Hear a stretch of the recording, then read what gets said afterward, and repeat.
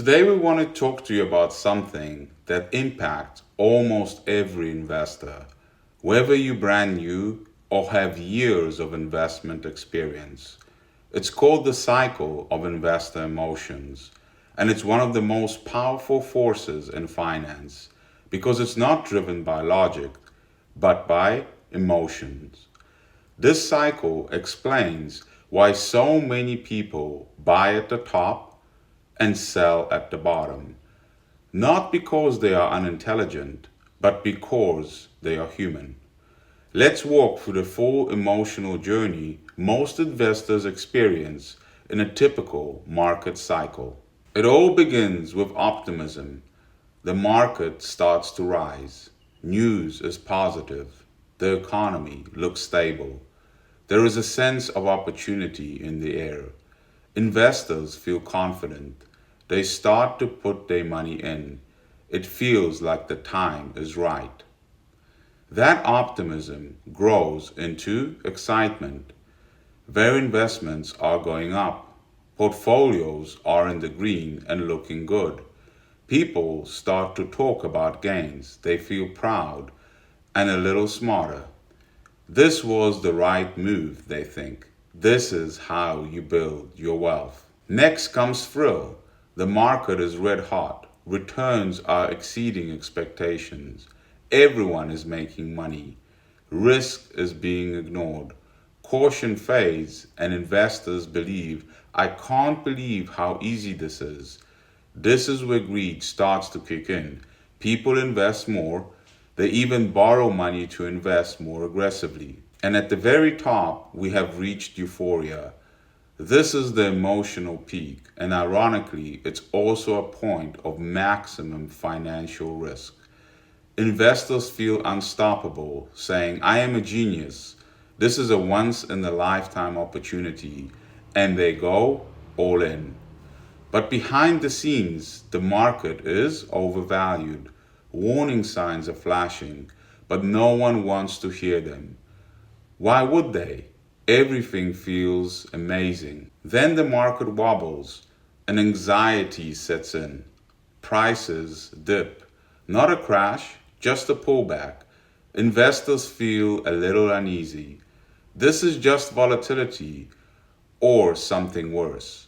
They look for reassurance. They turn into financial news, but the answers aren't clear. That uncertainty leads to denial. The market keeps sliding, but people cling to hope. This is just temporary. It will bounce back. There is no need to panic. But the numbers keep dropping. Losses are mounting, and denials turn to something deeper. Now we enter fear. Confidence fades fast. Investors begin to question everything. What if I lose everything? Should I have sold earlier? Why didn't just listen to my gut? Many stop checking their accounts. They feel paralyzed. Then comes desperation. The losses are painful. Investors want out, but they don't know when or how.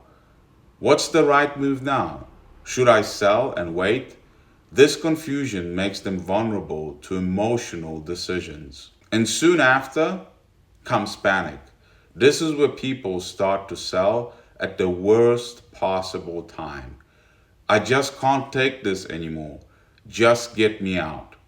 It feels like the safest move, but it locks in the losses. This is the point of maximum financial opportunity.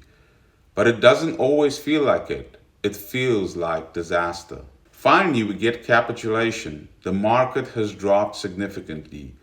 People give up.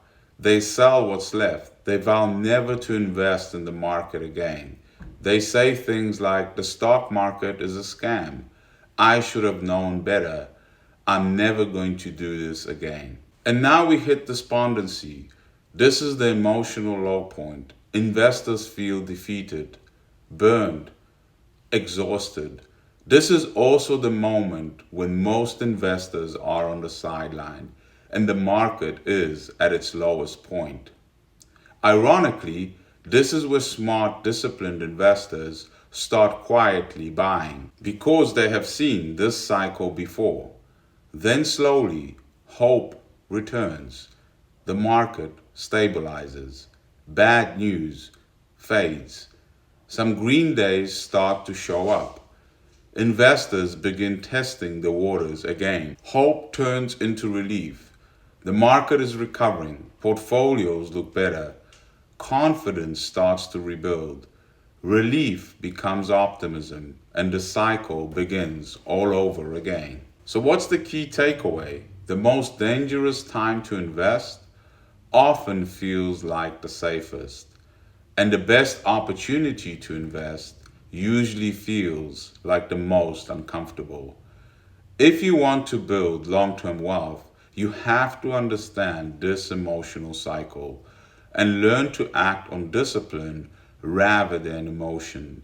Because markets run on numbers, but investors run on feelings. If you'd like to find out more how we navigate the investor emotional cycle, please contact us at info@advisormanageportfolios.com.